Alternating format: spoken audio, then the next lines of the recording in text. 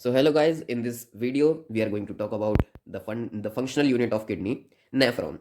तो इस ये वाला लेक्चर एकदम बेसिक लेक्चर होने वाला है नेफ्रॉन के बारे में। हम इसके बाद और डिटेल्स में इसके हर एक पार्ट की डिटेल्स में अगले लेक्चर में बात करेंगे। तो सबसे पहले हम नेफ्रॉन जान लेते हैं होता क्या है, क्या क्या इसके पार्ट्स होते हैं। ठीक है, नेफ्रॉन एक फंक्शनल यूनिट है किडनी की, और किडनी में अराउंड 1 मिलियन नेफ्रॉन प्रेजेंट होते हैं। 1 मिलियन नेफ्रॉन्स जो होते हैं ये क्या करते हैं, ये ब्लड को फिल्टर करने का काम करते हैं। ठीक है, so first of all let's name them all the parts. Okay, so जैसा कि आप देख सकते हैं ये हमारे पास किडनी का ऊपर का कैप्सूल आ गया। ठीक है, रीनल कैप्सूल। रीनल कैप्सूल के बाद अगर हम बात करें तो ये वाला पार्ट जो है यहाँ से यहाँ तक का, ये किडनी का आउटसाइड वाला पार्ट है जिसे हम कहते हैं रीनल कॉर्टेक्स। और ये वाला पार्ट आ गया हमारे पास रीनल मेड्यूला, ये इनर रीजन है किडनी का। Now if we talk about the parts of nephron, तो ये बेसिकली दो पार्ट में हम इसे डिवाइड कर सकते हैं। एक तो रीनल कॉर्पस्कल, और दूसरा आ जाता है हमारे पास ट्यूबुलर रीजन्स। ठीक है, ट्यूब वाले regions. So basically renal corpuscle may be further divided into two parts, that is glomerulus and Bowman's capsule. As you can see here, this part, this whole part is known as renal corpuscle. ठीक है, तो यहाँ पे अगर हम देखें तो ये जो टफ्ट ऑफ कैपिलरीज है, यानी कि ये जो गुच्छा है कैपिलरीज का, यहाँ पे ब्लड कैपिलरीज हैं इसके अंदर, इसे हम क्या कहते हैं, ग्लोमेरुलस कहते हैं। And this capsule is known as Bowman's capsule. Basically, in this region, the blood is filtered and the plasma gets separated from the formed elements of the blood. Okay? तो यहाँ पे जो क्या होता है, जो फॉर्म्ड एलिमेंट्स होते हैं जैसे वाइट WBC प्लेटलेट्स हो गया, ये सब अलग हो जाते हैं, रेड ब्लड सेल्स हो गए, ये सब अलग हो जाते हैं और ये इधर चले जाते हैं। और जो प्लाज्मा वाला लिक्विड रीजन होता है वो आगे फिल्ट्रेशन के लिए जाने लगता है। तो ये था हमारा रीनल कॉर्पस्कल वाला पार्ट। अब हम दूसरे वाले पार्ट की बात करें तो यहाँ पे आ जाती है ट्यूब्यूल्स। ठीक है, ट्यूब्यूल्स की बात करें तो ये वाला पार्ट जो देख रहे हैं आप, हाईली कॉइल्ड रीजन है ये। इसे हम क्या कहते हैं, प्रॉक्सिमल कॉन्वोल्यूटेड ट्यूब्यूल, PCT हम भी कह सकते हैं इसे शॉर्ट फॉर्म में। ठीक है, proximal convoluted, the meaning of convoluted is highly coiled. Okay, and tubules, tubes. तो ये हाईली कॉइल्ड ट्यूब्स होती हैं proximal to the renal corpuscle. Okay, now if we talk about the next part of nephron, this long region, as you can see, this whole long region is known as loop of Henle. LOH, I am writing short forms. Okay, this is LOH, loop of Henle. As you can see, the half of its part is dipped into the renal medulla. We will talk about later. There are two types of nephrons in this case. Okay, so loop of Henle, this whole region. And now we will talk about the third tubule, that is distal convoluted tubule, DCT, distal convoluted tubule. Distal means away from that renal corpuscle. Okay, so here are all the tubules. Let us first again revise. This is glomerulus, this is Bowman's capsule. They both together known as renal corpuscle. Now if we talk about tubular region, it contains three parts: PCT, proximal convoluted tubule; LOH, loop of Henle; and DCT, distal convoluted tubule. If we talk about loop of Henle, it is known as this region is known as, this downgoing region is known as descending part of loop of Henle, descending part of loop of Henle. And this upcoming region which goes upwards, this is known as ascending part of loop of Henle. Okay, now if we talk about this structure is known as collecting duct. Okay, here all the urine which is filtered from the blood is collected and goes through the, and several collecting ducts join together to form renal papillae, and renal papillae again drains all the blood into minor calyx, and minor calyx drops all the blood into major calyx. There are 3 or 4 major calyx in the whole kidney, and there are around 15 to 18 minor calyx in kidney. 3 to 4 minor calyx join together to form a major calyx, and that drains the urine which is formed into renal pelvis, और वहां से renal pelvis से ureter के through जो urine होता है वो बाहर निकल जाता है। तो ये पूरा पाथवे था यूरिन का। Collecting duct, then several collecting ducts join to form renal papillae. Renal papillae drains the urine into minor calyx.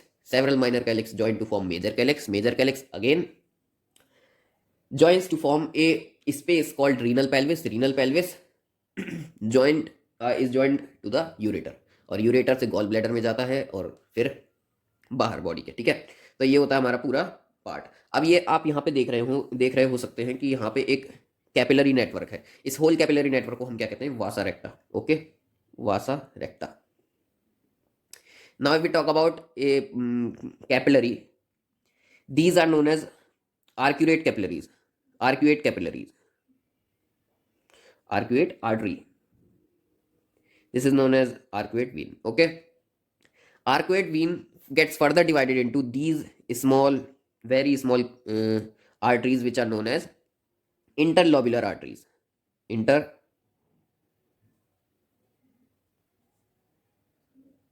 Interlobular arteries are further divided into afferent arterioles. These are afferent arteriole, afferent arteriole, afferent arteriole. Now if we talk about afferent arteriole, it goes inside to the region this glomerulus. ठीक है, तो यहाँ पे जब ये efferent arteriole अंदर जाती है और जब ये बाहर आती है, as you can see the width of efferent arteriole is smaller than afferent arteriole, these are known as afferent arteriole, जो बोमेंस कैप्सूल से बाहर आती हैं ब्लड को लेके, इफरेंट आर्ट्रियोल।